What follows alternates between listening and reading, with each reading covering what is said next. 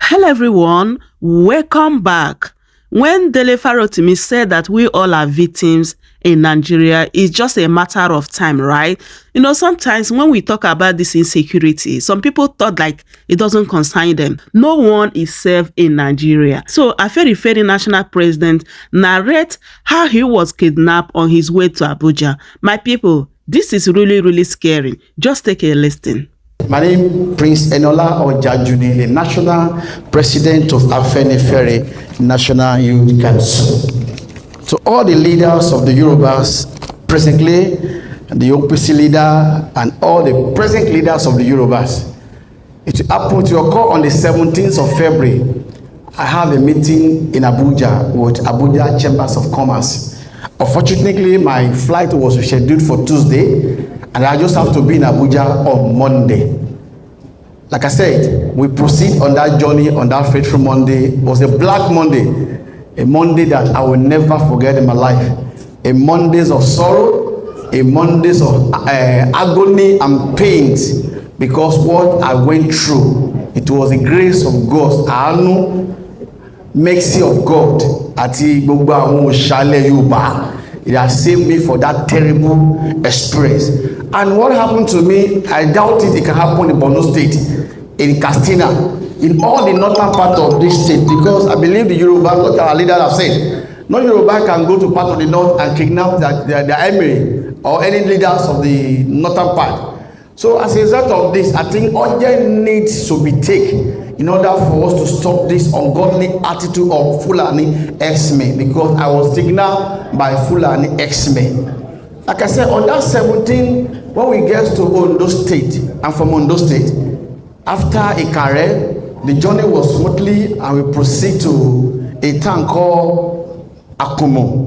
It was after 3 minutes between Akumo and the Nigerian military checking point. In fact, just 3 minutes between Amateku and the Nigerian military checking point, there will be ambush.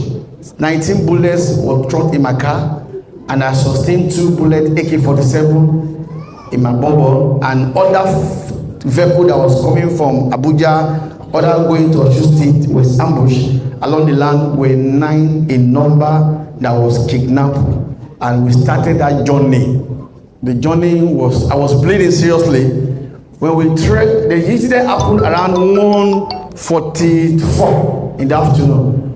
It was 10 p.m. before we stopped trekking in the bush. We were just trekking without no destination. It was after the second day that they gave us access to our food. So I was the only one that have food, because my phone and my laptop iPad was in my travel bag at the front of the car. So they never knew they went through my profile. So they just called me, we know you are the leaders of Afenifere, you will see your ID card, you will go and stay there, you are a special person. All of you, they just decided to put us separately.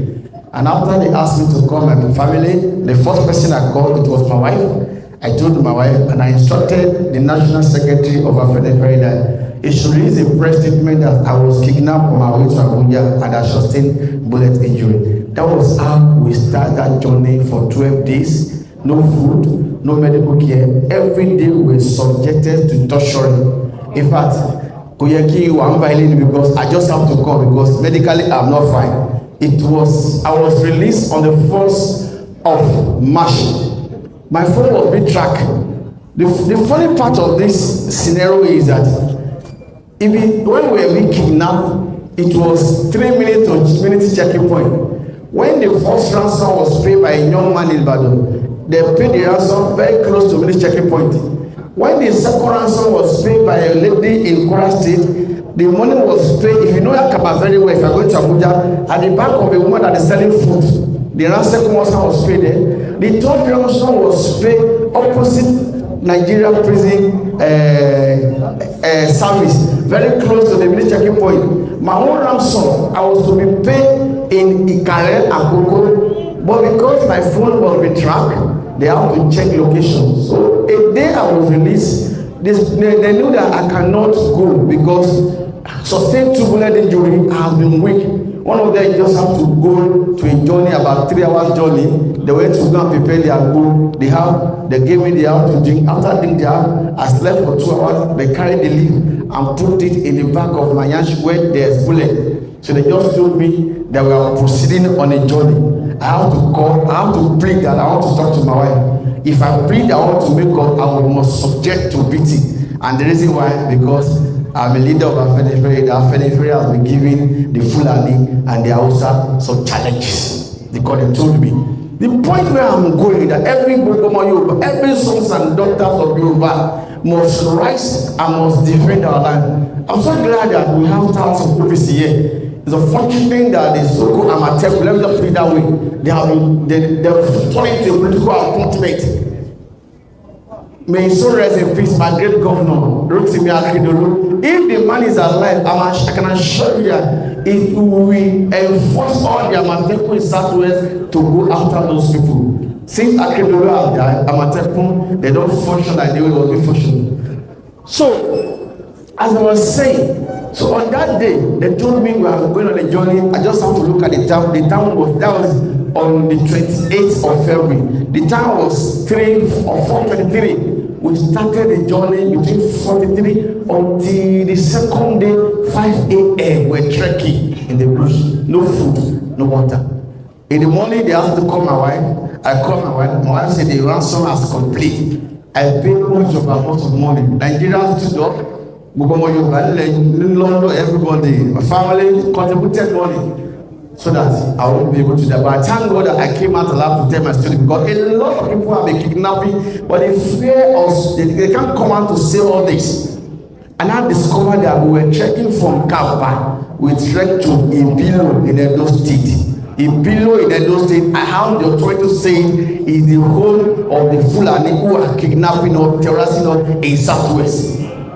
In fact, that day, my wife and my younger brother with the Nigerian Foreign Service, they counted about 5 new motorcycles that was trailing them to the bush, and the money was paid again very close to Nigeria military checking point. So definitely something is going on between our sons and these people. The money was paid. After the money was paid, I was released on the 1st of March. Then they took me to Ikare General Hospital, where the first surgery was commenced and the second surgery was done about 2 weeks ago. But my message to Southwest Governor, because their first priority is to protect life and property. A place where there's insecurity, there's no how you can create jobs, there's no how investors want to come to that state. No matter how the potential of resources you want to have, that nobody will come and invest. I have a message for Ondo State Governor, very important. I have a message for the State Governor, very important. I have a message for Osun State, Ekiti State, and Lagos State, very important, because I've said I'm not going to release any information based on the national security. I was taken, and this Fulanis, they showed me there are 5 camps that they have in our land, and they told me in Ondo they have 26. I will continue to be saying that 26 camps of the terrorists in Ondo State and other part of Southwest making 53 camps. If somebody can have 55 camps in a particular region, tell me. After I was released by the Herdsmen, Akure North was attacked because they told me that they are coming.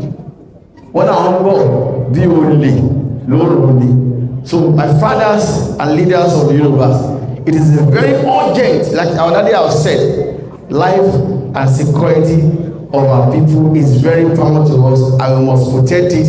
We must protect our heritage. State police, community police. If they are named for the Southwest government to come back and retake to restructure their Amateku security network, putting the right people, don't appoint members of party member that cannot enforce criminals, putting the right people that can be able to save the lands of Yoruba. And Mr. President, you have the right to do the same thing now, because you are Yoruba, so that your name can be right in good. All this that is happening, it cannot happen to anybody in the north. Now it's happening in those states. Nobody is supporting injustice, double justice. It happened in Endona. They are going to work against us. When there was a young girl was killed in daylight in the northern part, what can these people do? Yoruba act in Somali. We are not a slave. It is time that we stand up and defend our territory. Thank you.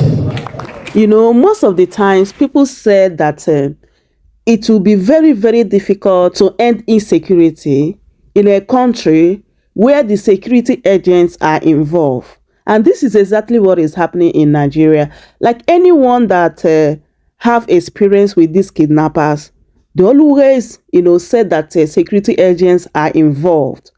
You see what he said here, that where his wife dropped the ransom was close to police checkpoint. And also these kidnappers always kidnap people close to police checkpoints. So what is the need of all these police checkpoints we are having everywhere in Nigeria, especially in the southeast? Why insecurity is increasing like every day by day? So if these Fulani herdsmen that are kidnapping people, they have more than 50 camps just in Yorubaland. Hey, my people, we are really, really in a big trouble. And the painful part is that Nigeria government is not taking this matter serious. Any country that has insecurity problem, that country will never progress. Like, who is going to come and invest in your country, knowing fully well that that person will definitely not be safe? My people, I say make I bring this update to you guys. I hope you heard everything that he said here. I would love you guys to leave your thoughts in the comment section, share the video, give it a like. Thank you so much for watching, and I will see you guys in my next update. Goodbye for now. Welcome to News TV. Home of entertainment.